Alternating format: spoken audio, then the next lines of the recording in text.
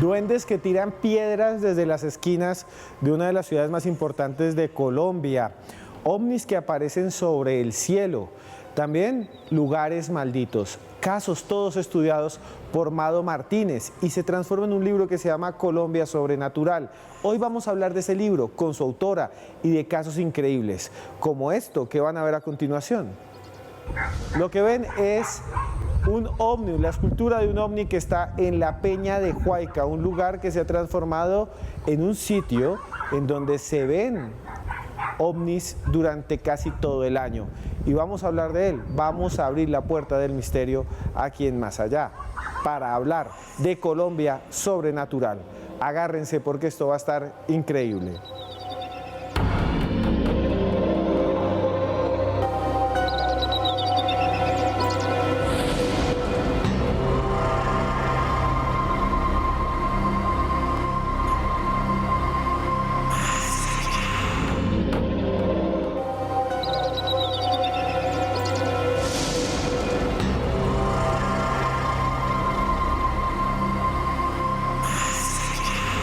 Mado Martínez, Joana Arenas.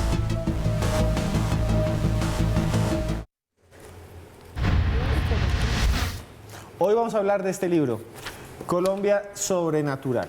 Vamos a hablar de las investigaciones que contiene y vamos a estar nada más y nada menos que con su autora.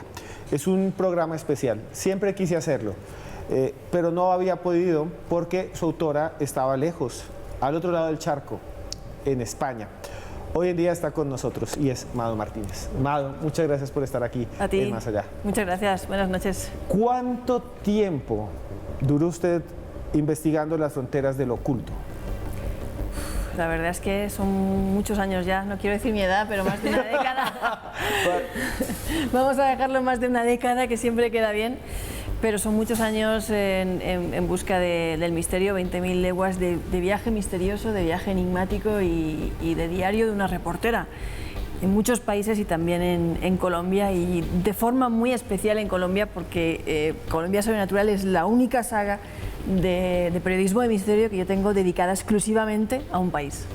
Y bueno, nos acompaña Joana Arenas, que además ha estado también a la par de Mado, leyendo, estudiando temas de misterio y de alguna manera tiene mucho que decir, porque muchos de los lugares que aparecen en el libro de Mado también los conocía hace mucho tiempo Joana. Don Esteban, un placer estar aquí con ustedes dos y con Mado, por supuesto, que es la protagonista de esta noche. Como usted dice, son historias que nosotros conocemos, pero que de verdad cuando uno lee este libro puede encontrar un montón de datos nuevos, información, testimonios, y esta nueva versión, señor Esteban, tiene ahora cosas muy tecnológicas, códigos, para que ustedes ingresen ahí desde su celular y puedan además acceder a los audios, a las fotografías de todas estas investigaciones que Mado ha realizado. Yo creo que eso es realmente lo más interesante que tiene esta nueva versión de Colombia Sobrenatural. No siendo más, entremos todos juntos, abramos las puertas de la Colombia Sobrenatural.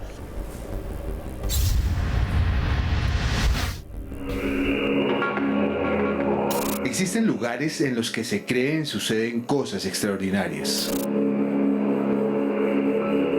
Eventos que desafían toda lógica y que parecen indicar la existencia de otra realidad.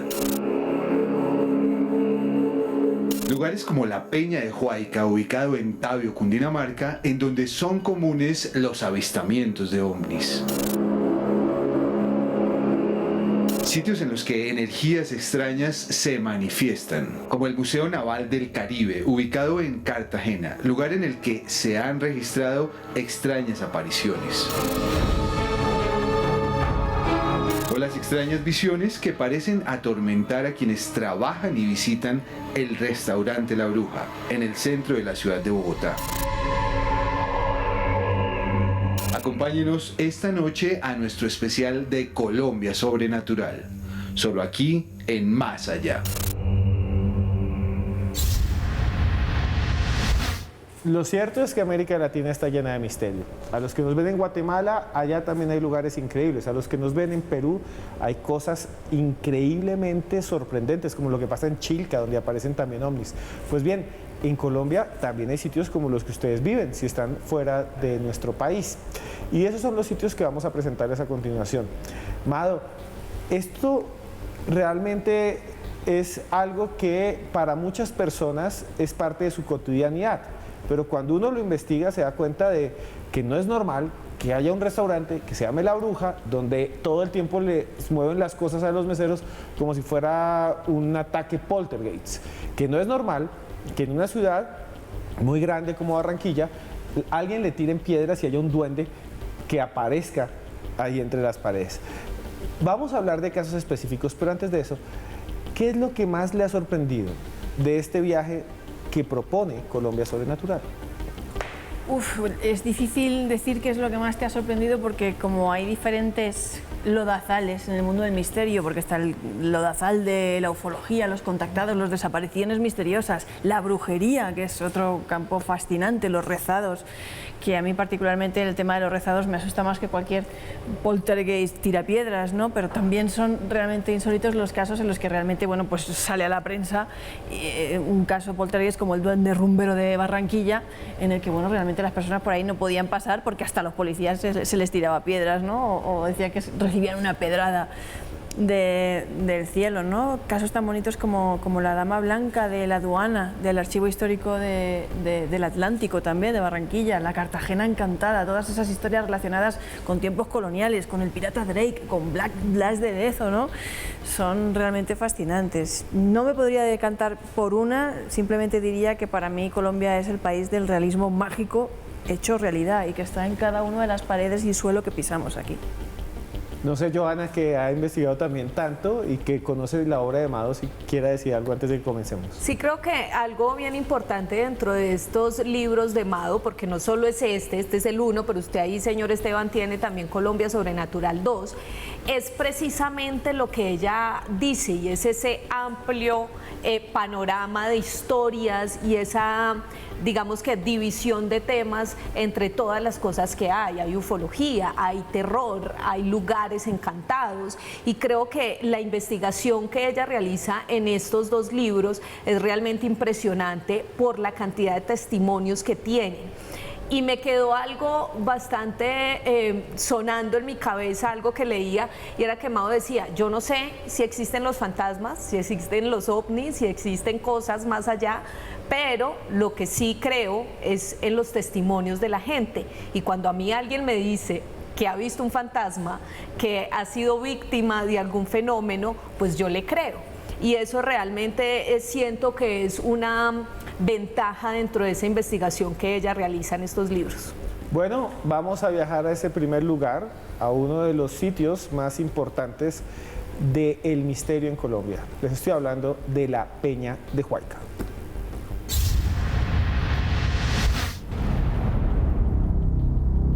Es uno de los lugares más misteriosos de Colombia.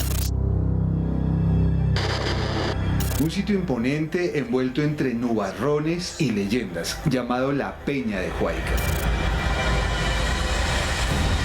La Peña de Huayca posee una altura de 3.100 metros sobre el nivel del mar. Según los pobladores más antiguos del pueblo, los indígenas muiscas adoraban esa montaña y realizaban en ella cultos de pagamentos y sacrificios en honor a sus dioses. Entre ellos estaba la diosa Huayca, a la que este pueblo indígena le pedía abundancia para sus cultivos, lluvia para sus terrenos y fertilidad para sus mujeres. Una de las historias más extrañas es la de Dagoberto Rodríguez, que en 1991 aseguró haber sido capturado por un ovni en el cerro y trasladado hasta Pitalito, Huila, pocos minutos después. El objeto tenía forma de botella y una puerta translúcida que se abría de forma antinatural. En la actualidad, muchos de sus vecinos aseguran seguir observando extrañas luces que flotan sobre el cerro.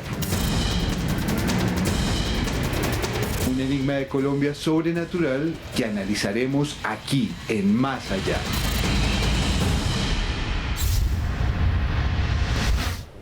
Pues Esteban y televidentes, yo creo que este lugar realmente es casi que conocido por todos los colombianos, es la famosa Peña de Huayca, esa puerta dimensional a esos seres del más allá, a esas luces luminosas que se dice desde los tiempos antiguos que aparecen en este sector. Pero yo sí quisiera, Amado, que nos enfocáramos un poco en la historia de este personaje que dice, estuvo ahí en la Peña, aparecieron unos seres que lo trasladaron a Pitalito. Esta historia la hemos mencionado un poco acá en el programa, pero quizás no hay mucha información de eso, y usted dentro de su libro hace una investigación completísima de qué fue lo que pasó con este señor. Pues es que es una historia realmente fascinante, porque imagínate que estamos hablando de un arriero, de una persona que se dedica, que trabajaba en una finca con vacas y estaba a las 4 de la mañana levantándose con su ruana en su mulica para ir a ordeñar, y de repente se encuentra un haz de luz verde, él lo describe como de color verde, con forma cilíndrica, que lo abduce. O sea, lo secuestra, lo abduce. Esa es la definición de abducción, en contra de tu voluntad. Y llega a un lugar, supuestamente una nave espacial, en la que, según dice, lo desinfectan cuidadosamente y incluso le curan, porque él dice que está orinando y que él tenía unas piedras en el riñón y que en ese momento nota como unos rayos ultravioletas le están curando, y inmediatamente deja de sentir ese dolor y sabe que ha perdido esas piedras. Él decía, era un hombre del campo, rural. Él decía, pues tienen unos baños muy modernos, ¿vale? Porque no necesitabas ir a ningún sitio, el orín desaparecía, decía. Lo curioso es que él dice que en ese momento él ve a un científico colombiano muy famoso, que nunca dice quién es, porque no lo puede desvelar, y le dan dos mensajes importantes que él debe desvelar en una fecha muy concreta a la humanidad. Uno dirigido a George Bush y otro dirigido a un párroco, a Monseñor Rebollo. Y bueno, lo sueltan, y lo sueltan en Pitalito, 3 días después, que está a 300 y pico kilómetros de Tabio Tenjo. Claro, lo ven ahí, él despierta dormido en el pasto y se creen que es un indigente y lo meten a la cárcel. Y entonces él está insistiendo en el que él es de Tabio, de Tenjo, que quiere volver, que por favor le ayuden, que ha aparecido ahí, que no sabe cómo ha llegado. Hasta que un policía le para bolas, como decís vosotros, le presta atención, le escucha y llama. Y efectivamente sabe que han dado cuenta de su desaparición en la zona de Tabio Tenjo. Y ahí es cuando todo este caso salta a los medios de comunicación, y ahí es cuando todo este caso se vuelve viral, que diríamos hoy en día. En los 90 no existía Twitter, pero tuvo una audiencia y una repercusión atroz, porque todos los medios de comunicación querían hablar con él, porque incluso llegaron a escribir un libro entero sobre esta historia de él, y le acompañaron día a día a estas personas, le hicieron un seguimiento, una crónica de lo que iba a ser la vida de este hombre hasta el día de la revelación de estos mensajes, en los que decían que había hombres de negro, que él era inmortal a las balas, que lo perseguían, una serie de cosas súper extrañas, que hablaba de una forma que no era normal en un hombre del campo, hasta que él reveló estos enigmáticos mensajes. Dentro de esta historia hay un montón de hitos y conspiraciones y leyendas que uno se queda realmente asombrado, porque él también planteaba que después de esa abducción él se había curado de una enfermedad que tenía, por ejemplo. También es curioso que en medio de toda esta popularidad y de estas entrevistas que le hicieron, pues este señor, en medio de su pobreza también, porque como decía Mado, era un campesino, empieza a decir que él puede curar a las personas gracias precisamente a esos poderes, entre comillas, que le habían entregado esos seres que lo habían visitado. Y ahí es donde quizás empieza el declive de este personaje, porque efectivamente se dan cuenta que él de alguna manera miente un poco sobre estas curaciones, y la gente empieza a hacerlo quedar mal, y se pierde el rastro de este personaje que había sido tan importante, que muchas veces habían atentado contra su vida. Se habla también, por ejemplo, de hombres de negro persiguiéndolo y acosándolo. El testimonio, Mado, que usted tiene ahí me parece muy impactante, cuando uno de los amigos de este personaje dice: yo vi las balas que tenía él en su cuerpo, porque en una de esas persecuciones le dispararon varias veces y no le pasó nada a este señor. Es que yo hablé con las personas que le acompañaron durante esos días, ¿vale? Porque él ahora mismo, según las fuentes que tengo, no se encuentra en el país, no se encuentra ahora mismo en Colombia. Lo que pasa es que él durante estos días estaba como, se sentía, ¿no? Y así también lo percibían los demás, como con cierto carácter mesiánico, se sentía elegido, protegido, bien, tenía locuacidad para hablar y nunca le pedía dinero a nadie. Jamás le pidió dinero a nadie durante esos días. Cada vez que le llamaban para entrevistarle, lo único que él pedía era que le pagaran el transporte para ir a donde tuviera que ir. Pero nunca pidió dinero, nunca pidió plata, nunca pidió nada. Llega el día en el que él revela estos mensajes, uno dirigido a George Bush, otro dirigido a Monseñor Rebollo, que mediante código QR pueden acceder los lectores a las transcripciones de los mensajes completos, y él como que se deshincha y pierde esa... No sé, si de repente al no sentir esa atención o volver a ser alguien, él ya no era el mismo, estaba cambiado. Después de esa experiencia él no volvió a ser el mismo. Entonces él ya no puede ponerse a hacer nada, no, como si tuviera shock postraumático, podríamos decir, ¿no? Y alguien le dice, le aconseja que se ponga a hacer trabajos de curandería. Alguien le aconseja, no es que él dijera que tuviera poderes y menos durante el tiempo en el que él iba a revelar los mensajes, sino después, alguien le aconseja que haga esto, ¿vale? Y él, pues, por ganarse una plata, lo empieza a hacer.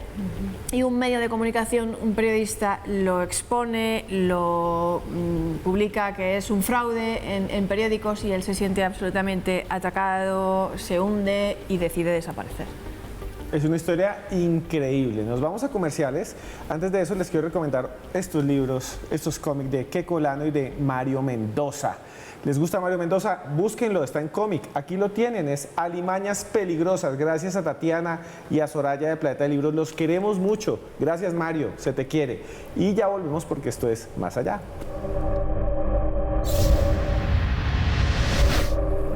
Continuamos en Más Allá en esta noche en la que hablamos de Colombia Sobrenatural, este libro que está rompiéndola en todo el país, que habla de los casos más sorprendentes. Y estamos hablando de un caso que es tal vez el más importante o el más impresionante de los años 90 en ufología en Colombia, y tiene que ver con Tenjo, con la Peña de Huayca, donde hubo un abducido y donde también hay gran cantidad de testimonios de personas que dicen que allí en esta zona aparecen extrañas luces. Observen este testimonio que tiene que ver con este caso que investigó Mado Martínez. El Moan sí existió, su merced, pero yo no sé por qué se acabó. Ese pasaba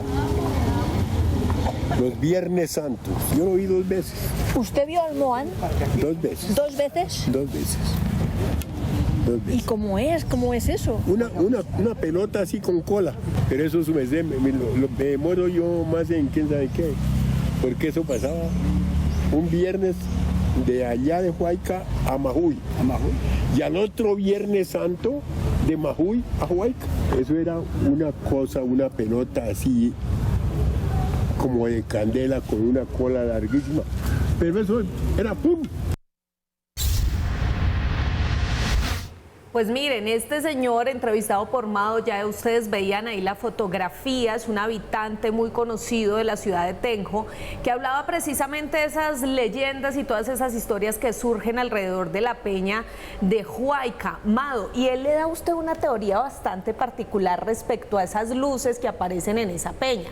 Él no habla de ovnis, él habla del Moan. Y yo ahí quisiera preguntarle algo a usted como antropóloga, y es que yo siempre he pensado que los fenómenos también dependen mucho de las creencias de las personas.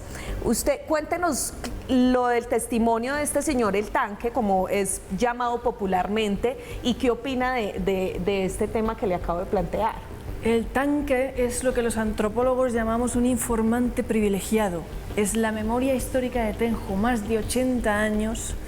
Es uno de los informantes más privilegiados que uno... De hecho, en la alcaldía me dijeron, ¿has conseguido hablar con él y te ha contado cosas? Bueno, cuando yo fui a Tenjo, revisité Tenjo, porque una de las cosas que tiene Colombia Sobrenatural, esta nueva edición, es que está actualizada, y quiere decir que he vuelto a ir a los sitios porque ya habían pasado unos años, pues el dueño del restaurante La Bruja ya no era el mismo administrador, había cambiado, y he vuelto a visitar esos lugares. Cuando yo voy a Tenjo y empiezo a preguntar por el tema de los ovnis, las luces danzantes, todo eso, me dicen todo el mundo me dice que eso es mentira. Que lo de los ovnis, eso se lo han inventado, pues eso es un fenómeno reciente, que eso es una cosa... Que no inventen vainas, me decía él, ¿no? También. Él me decía, no inventen vainas, eso todo es mentira, me dice. Aquí lo que se aparecía era el Moán. Claro, tú te quedas así porque en Colombia Sobrenatural 2 yo tengo ahí en el 2 un capítulo entero dedicado a historias reales del Moán que me parecen preciosas. Y yo me quedo así, y dice, yo lo vi 2 veces. Claro, dice que lo ha visto 2 veces al Moán y tú dices, ¿y cómo era? Y él le decía, pues eso era una pelota así de fuego, señora, que eso bajaba así y yo lo vi 2 veces porque eso bajaba un Viernes Santo. La leyenda de ellos es que baja un Viernes Santo de Huayca a Mahui a ver a la Moana y regresa el viernes siguiente, el otro viernes, y él lo vio 2 veces. Y entonces hubo un momento que a mí me pareció dramático, en el que él se quedó mirando, había otros mayores, ancianos en el parque, estábamos en Tenjo sentados, se quedó mirando a uno y le dijo, yo ya no lo volví a ver, eso ya no se ve, ¿por qué será?, le dijo. Y el otro se quedó así mirándolo y le respondió, porque ya no hay quebradas. Porque ya no hay quebradas, porque la tragedia de Tenjo, para ellos, la tragedia de ese pueblo, es que han desaparecido las quebradas por la sobreexplotación de los nuevos cultivos de flores, ¿no? Y usted tenía que haber visto esto antes, el agua que había, ¿no? Y el Moán ya no está porque ya no hay quebradas. Mado, y eso me recuerda a 2 cosas. La primera, claro, los fenómenos, desde la ufología, muchos dicen, los fenómenos se interpretan de acuerdo a su tiempo. Claro. Entonces, si hoy alguien ve una esfera de luz que flota sobre el cielo, y va a decir un ovni, y adentro están los nórdicos, los reptilianos, los que sean. Pero si la veían hace 40 años, eso es el Moán, eso son las almas benditas, eso es algo que tenía esa explicación, los duendes. Entonces, ese documento que usted recoge en Colombia Sobrenatural se ajusta un poco a eso, porque al fin y al cabo es algo que vuela que no sabemos qué es, entonces es un ovni, un término ufológico. Pues es lo que estaba diciendo Joana antes, ¿no? Que estaba citando ahí lo que yo había dicho, es que nosotros no sabemos lo que existe, lo que no existe, no, es una cosa que está fuera de nuestro alcance, pero realmente el hecho social, la experiencia, es verídica, porque ese hombre ha tenido una experiencia, la interpretes como la interpretes, como la quieras interpretar, y tiene un interés antropológico incalculable, ¿no? Porque luego de ahí se pueden extrapolar una serie de teorías y explicaciones sobre cómo somos culturalmente o en sistemas de creencias, que lo hemos hablado muchas veces. Pero es que el fenómeno es fantástico y la relación que le está haciendo de la figura del Moán y la extinción de la figura del Moán, porque ella no se ve, con la extinción del agua y la explotación acuífera y las quebradas, es bellísima. Y eso me recuerda muchísimo a los discursos de los contactados, que muchos de ellos traen mensajes en los cuales dicen, es que estamos destruyendo a la humanidad, es que vienen en son de paz, pero nos alertan los hombres del espacio, los grises, los hermanos galácticos, la confederación, lo que sea. El contactado siempre dice, es que hay que salvar a la Tierra. Y ese es el mensaje, somos una plaga. Se parece, ahora es el Moán, pero se parece al nórdico, al que sea que trae ese mensaje. Pues precisamente este hombre que decía que había sido abducido en Tabio Tenjo, uno de sus mensajes dirigidos a la humanidad, ¿no?, era cuidado con el planeta, y las armas del hombre ya apuntan contra él mismo, ¿no? Era una de las advertencias que él decía que había percibido, que tenía la misión de dar a la humanidad. Es que eso es realmente lo enigmático, ¿no? Que van coincidiendo en tiempo esos mensajes, y es lo que uno se queda un poco asombrado cuando personas que viven experiencias diferentes llega un punto en el que coinciden, en este caso, por ejemplo, con los mensajes. Pero miren, otra de las cosas que llegó a investigar Mado en Tenjo son estas imágenes que ustedes pueden ir viendo ahí, que son unas cuevas de los muiscas, ya las vamos a ver. Ella se metió hasta allá con una persona que conoce muy bien el territorio, porque es que es bien importante también esto, Mado. ¿Qué podemos hablar de estas cuevas? ¿Qué encontró usted allí? Bueno, hay que decir que estas cuevas no son fáciles de visitar.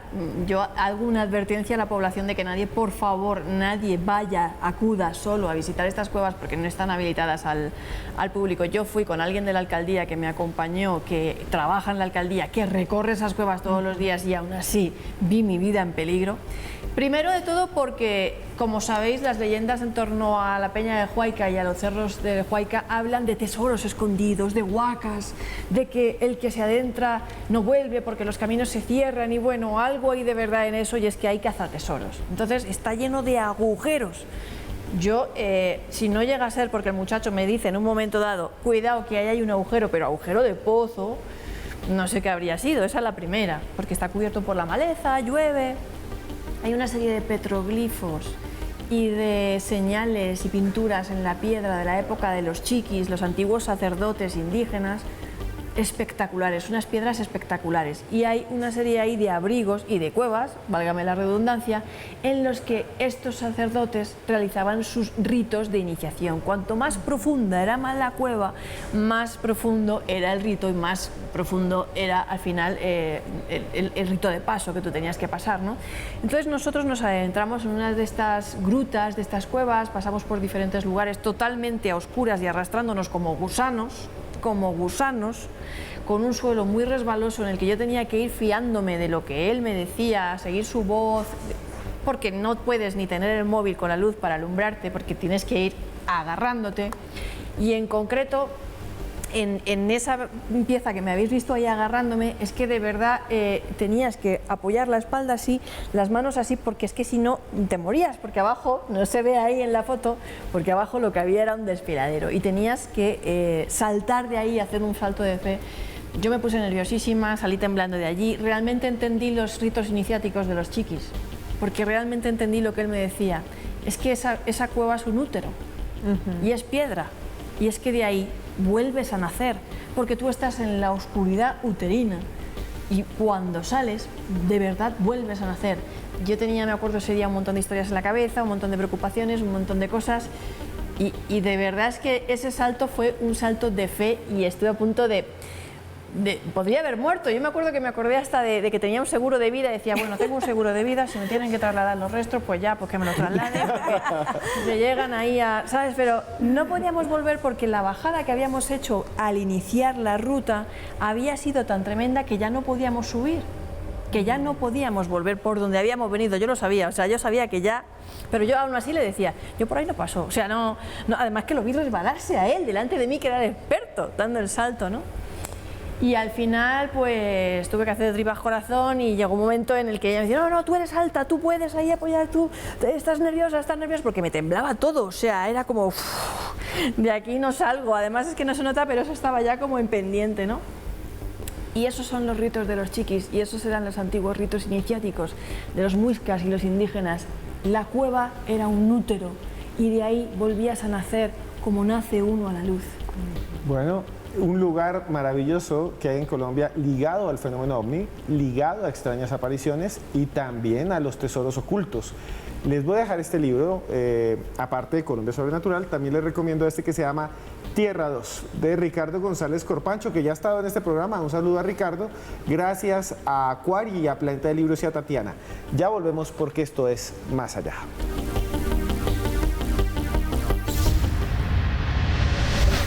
Continuamos esta noche en Más Allá, hablando de un libro espectacular de la investigadora Amado Martínez que se llama Colombia Sobrenatural. Lo consiguen en cualquier librería de Colombia.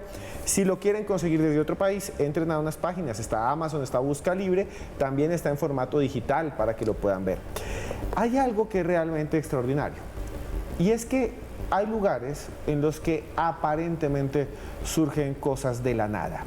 Y si hay un lugar que llama mucho la atención de la ciudad más turística de Colombia, es el Museo Naval del Caribe. Allí se han grabado manifestaciones increíbles, objetos que se mueven solos, luces, incluso una fotografía de algo que parece despuntar, estar allí en los reflejos de una vitrina, como si un ser humano se anunciara desde el más allá, como si un espíritu nos dijera hola. Observen este caso tan increíble y analizaremos qué pasa en el Museo Naval del Caribe, aquí con Mado Martínez en Más Allá.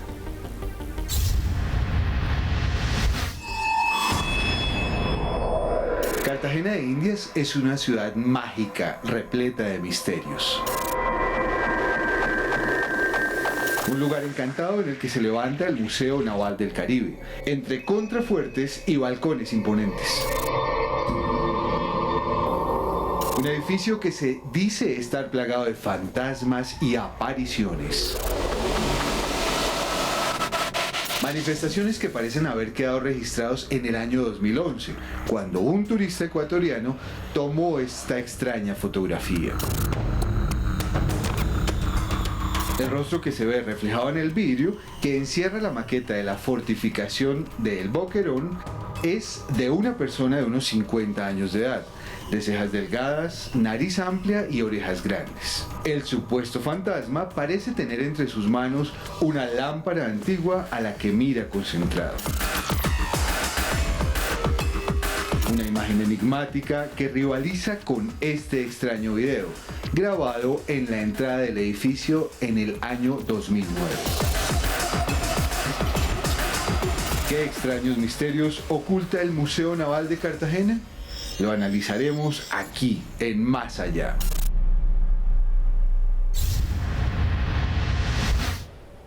Cartagena, esa ciudad amurallada, ese lugar al que todos queremos ir por la playa, la brisa y el mar, pero que está repleto en todas sus murallas, en todo su sector histórico, de esos fantasmas que parecen estar ahí conviviendo con los turistas y en algunos casos atormentando también a quienes trabajan en estos lugares. Uno de ellos, por supuesto, lo que veíamos en la nota, el Museo Naval. Mado, y yo sí quiero preguntarle, esa foto que veíamos en la nota, esa famosa foto tomada por ese ecuatoriano, ¿usted qué cree que puede ser eso? La verdad es que hablar de fotografía paranormal es difícil porque siempre está la amenaza o el equívoco de la pareidolia.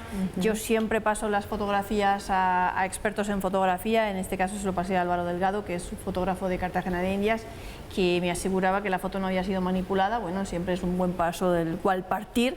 La foto es confusa, parece que es alguien que está reflejado tomando una foto, pero al mismo tiempo la imagen está como distorsionada, quiere decir que las facciones no son muy normales, casi son grotescas, miedosas y es realmente extraña.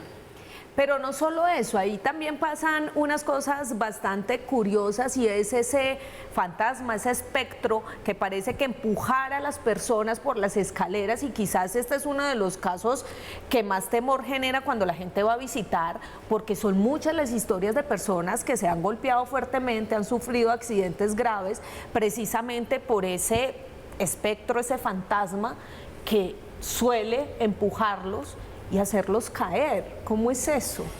Bueno, es que el Museo Naval del Caribe de Cartagena tiene una historia así como milenaria, no milenaria, pero sí de unos cuantos cientos de años, y es que, bueno, pues parece que fue hospital, que tuvo una epidemia de enfermos de cólera en la que se sospecha que allí mismo los enterraban, tiene una historia detrás, tiene una historia que fue hospital en su momento.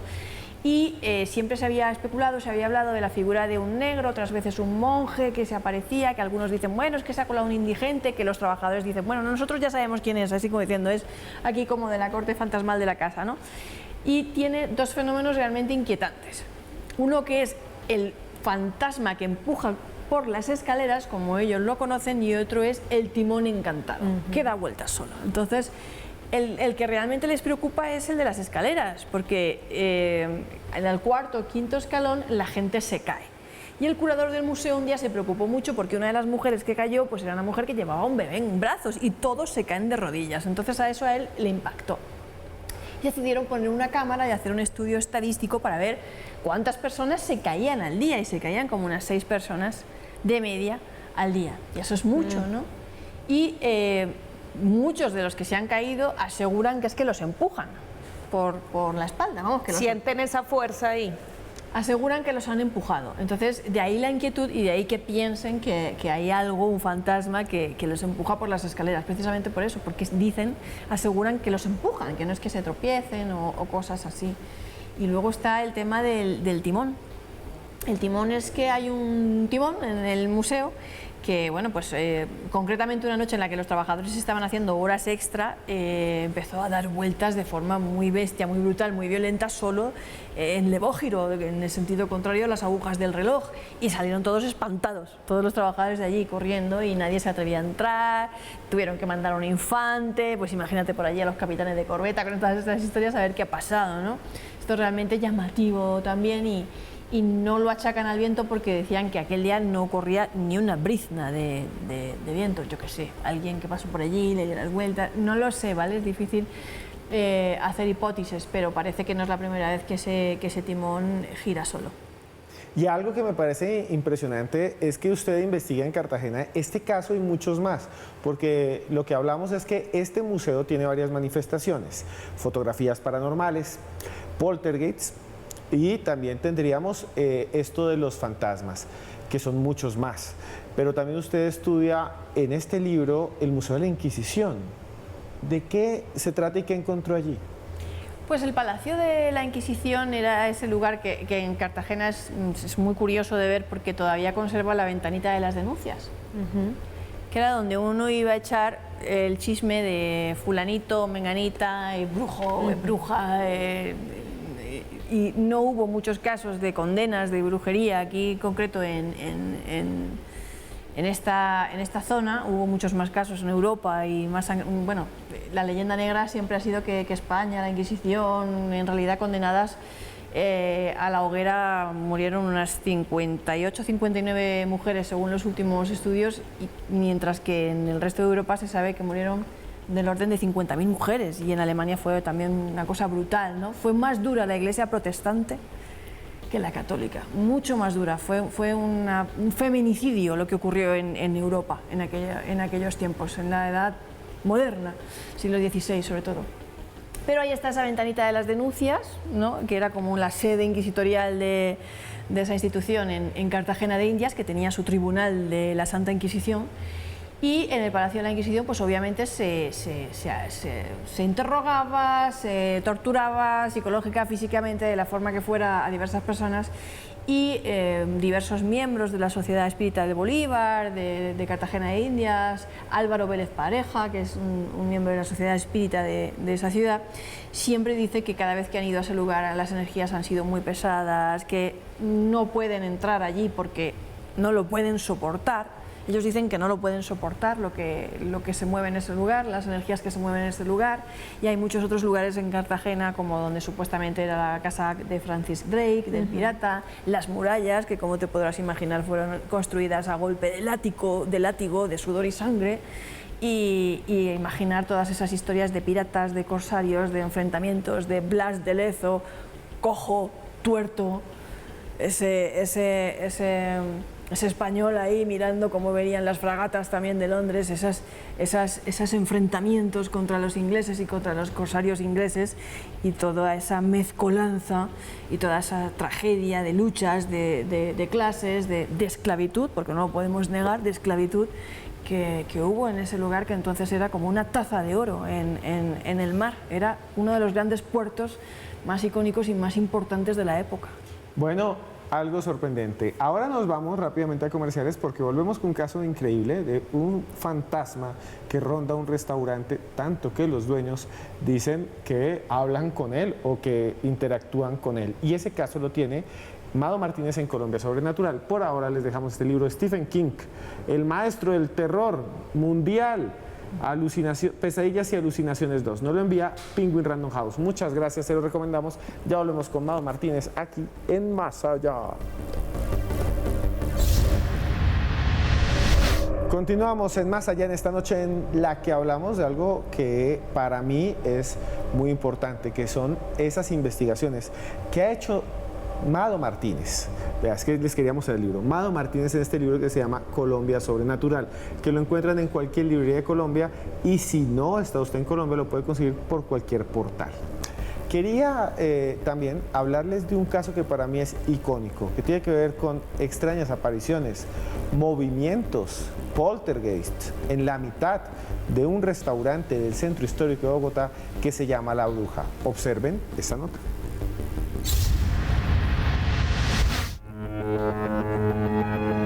Escondido entre las callejuelas del centro histórico de Bogotá se encuentra el restaurante La Bruja. La Bruja fue fundado el 1 de octubre de 2002 en los antiguos predios de los agustinianos recoletos, en los que se decían aparecían extraños monjes sin cabeza en el siglo XIX. Una historia que se complementa con un terrible uso que se le dio al lugar durante los años 40, cuando existieron allí los calabozos del Servicio de Inteligencia Secreto Antiguo DAS, en donde se dicen ocurrieron horribles asesinatos y torturas. En la actualidad sus dueños, trabajadores y visitantes aseguran enfrentarse a extrañas presencias que surcan las paredes en forma de sombras. Ruidos y arañazos que recorren el techo y platos y vasos que se rompen como por arte de magia. ¿Qué oculta el restaurante La Bruja? Lo analizaremos aquí, en Más Allá.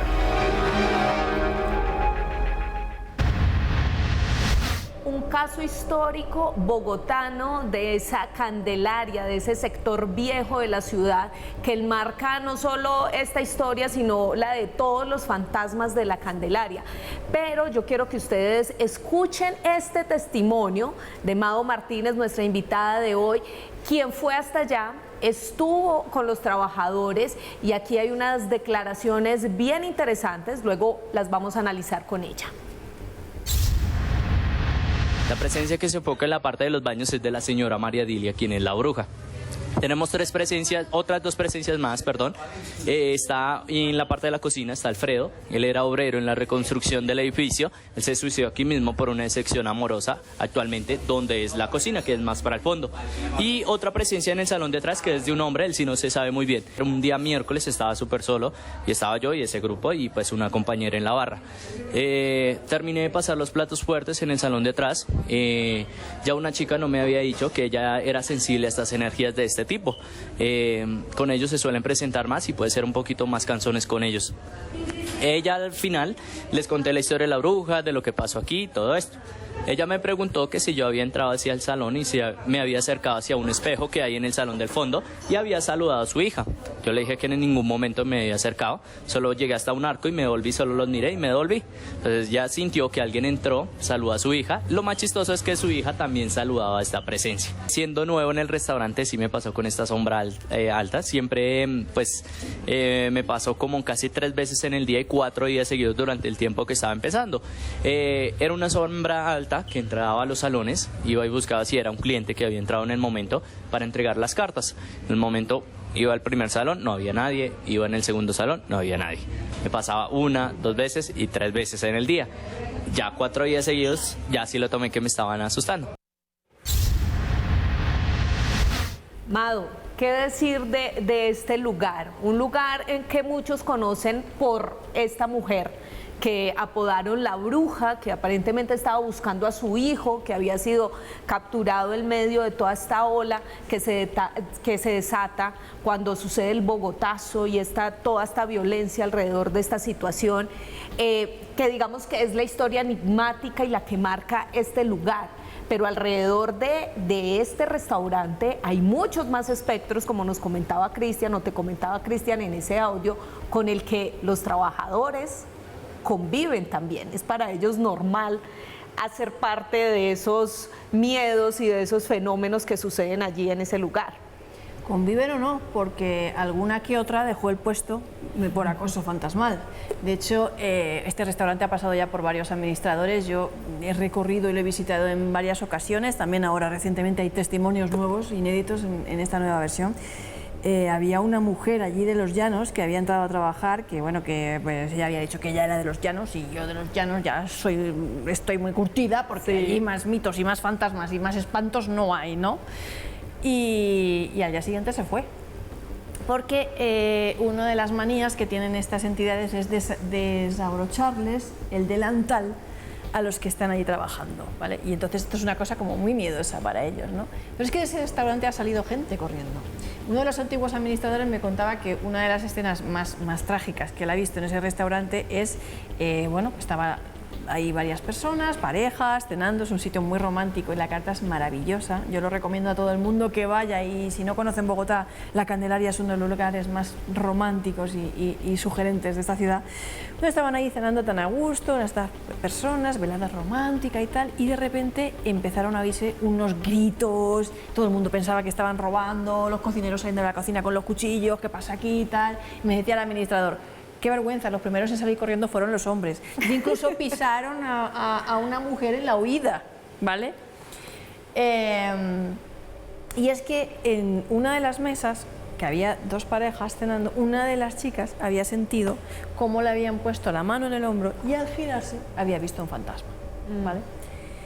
Y salieron todos corriendo, ¿no? Pero este administrador también ha sufrido empujones, agresiones violentas. De hecho, Diego Gómez me contaba, había unas cosas que me contaba y otras que no me contaba porque tenía miedo que contándolas fuera a enfadar a estas entidades y le fueran porque le habían llegado incluso a asustar en su casa, ¿no?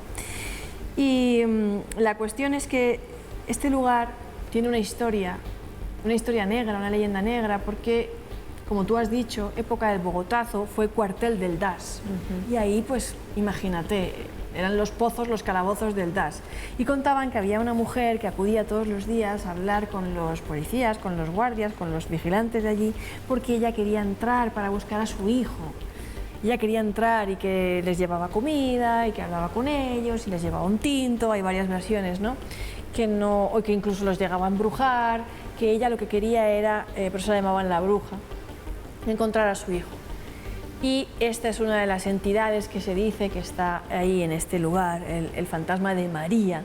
También dicen que está el fantasma de Alfredo, que supuestamente, según la leyenda, dicen que durante unas reformas empezaron a jugar con unos huesos que encontraron. Este Alfredo también le dio una patada a un cráneo y que se suicidó y cosas así. Yo tuve que parar aquí un momentico porque Mado no puede contar todo su libro. Ustedes tienen que conseguirlo en cualquier librería. Aquí están esas historias. Ya termina también Más Allá. Muchas gracias, Mado, por estar aquí. A vosotros un placer. Gracias por investigar y por escribir este libro. Gracias, gracias. ¿Dónde la pueden conseguir? ¿Dónde la pueden contactar a usted? En redes sociales, Twitter, en Instagram, Nebrascan con K y con B, en Twitter, Mado Martínez, y en Facebook, Mado Martínez, escritora. Y si se pasan por TikTok, hay algo por ahí abierto. Ah, muy bien. Y si quieren saber lo que terminaba de contarnos Mado, lo consiguen aquí. Y también tiene códigos y tiene lo que quieran. Joana Arenas, ¿qué piensa usted al final de todo este viaje que hemos hecho por Colombia Sobrenatural? ¿Y dónde pueden buscarla? Esto fue apenas un pincelazo de todas estas historias maravillosas. Ya saben que esta nueva versión tiene códigos QR, mucha tecnología, en la que ustedes pueden ver fotografías, escuchar los testimonios de todas las investigaciones que ha hecho Mado, así que vayan y la buscan en todas las librerías del país. Y a mí me pueden seguir en @yarenasb en todas mis redes sociales. Bueno, a ustedes muchas gracias por estar ahí. Solo me resta decir una cosa. Si hay algo que realmente nos llama la atención a los seres humanos, es lo inexplicable, lo enigmático. Si hay algo que está en el cielo, nos llama la atención y queremos saber qué es. Por eso este programa se llama Más Allá. Si hay algo que rompe los platos en un restaurante, siempre queremos saber qué es lo que está allí. Si hay algo que nos tira piedras desde una esquina, decimos que es un duende que está en Barranquilla. Su historia está aquí. Si ustedes quieren conocer estas historias, solo tienen que abrir este libro. Se llama Colombia Sobrenatural y de esto trató este programa. Muchas gracias. Dentro de 8 días volveremos a estar aquí y no olviden que por más lejos que andemos, siempre habrá un más allá. Se les quiere. ¡Mua!